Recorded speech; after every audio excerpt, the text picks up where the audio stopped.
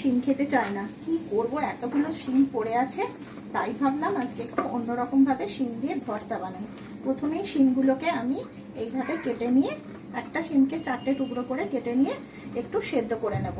দেখুন এইভাবে কেটে নিয়ে তার মধ্যে অল্প একটু নুন আর সামান্য একটু হলুদ দিয়ে আমি শিমটাকে সেদ্ধ করে নেব। তাই যে সেদ্ধ করে নিয়ে জল ঝরিয়ে নিয়েছি, আর কয়েকটা চিংড়ি মাছ ফ্রিজে ছিল, সেটা একটু হলুদ আর নুন দিয়ে মাখিয়ে নিয়েছি। খুব অল্প পরিমাণে চিংড়ি মাছ ছিল। এই দিয়ে কড়াই প্রথমে আমি একটু বেশ কিছুটা সর্ষের তেল দিয়ে দিলাম। সর্ষের তেলটা গরম হতে হতে কালো জিরে, শুকনো লঙ্কা আর পেঁয়াজ রসুনের কুচি কুচি করে কেটে দিয়ে দিলাম। দিয়ে এটা দেবো, এর সাথেই আমি চিংড়ি মাছটা দিয়ে ভালো করে ভাজা ভাজা করে নেব। এই দেখুন এরকম চিংড়ি মাছ, পেঁয়াজ সব ভাজা ভাজা হয়ে গেছে। এরপর কি করব, যে শিমটা সেদ্ধ করে রেখেছিলাম সেই শিমটা এর মধ্যে দিয়ে ভাজা ভাজা করে নেব। আচ্ছা, এখানে কিন্তু আমি শিমের বীজগুলো ফেলে নিই। যাদের ধরুন শিমের বীজ খাওয়া বারণ, তারা এগুলো কাটার সময় ফেলে দেবেন। যাদের ধরুন কিডনির সমস্যা আছে বা অনেক কিছু সমস্যাতে হ্যাঁ শিমের বীজ বা টমেটোর বীজ, ইউরিক অ্যাসিড থাকলে খেতে বারণ করে, তারা বীজগুলো ফেলেও করতে পারেন। আমি বীজ শুদ্ধই করেছি।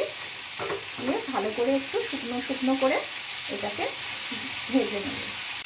এবার নুনটা আমার দেওয়া হয়নি, আমি এর মধ্যে একটু নুনটা মিশিয়ে দিলাম। টমেটো, বড়ি, আলু সবই সেদ্ধ করব। এই দেখুন, এটা কিন্তু এই রান্নার সাথে কোনো সম্পর্ক নেই, কিন্তু এয়ার ফ্রায়ারে টমেটো, আলু তারপরে বড়ি একদম তেল ছাড়া সুন্দর সেদ্ধ হয়। এই দেখুন, আপনাদের এটা বলে দিলাম, যাদের এয়ার ফ্রায়ার আছে আপনারা বড়িও এয়ার ফ্রায়ারে পুরো তেল ছাড়া ভেজে নিতে পারেন। একদম কুড়মুড়ে করে ভাজা হবে, মানে কোনো তেল লাগবেই না। এই যে আমার মোটামুটি এটা ভাজা ভাজা হয়ে গেছে। আমি এর মধ্যে একটু চিনি মেশাবো অল্প, দিয়ে ব্যাস এবার এটাকে ঠান্ডা করে আমি বেটে নেব।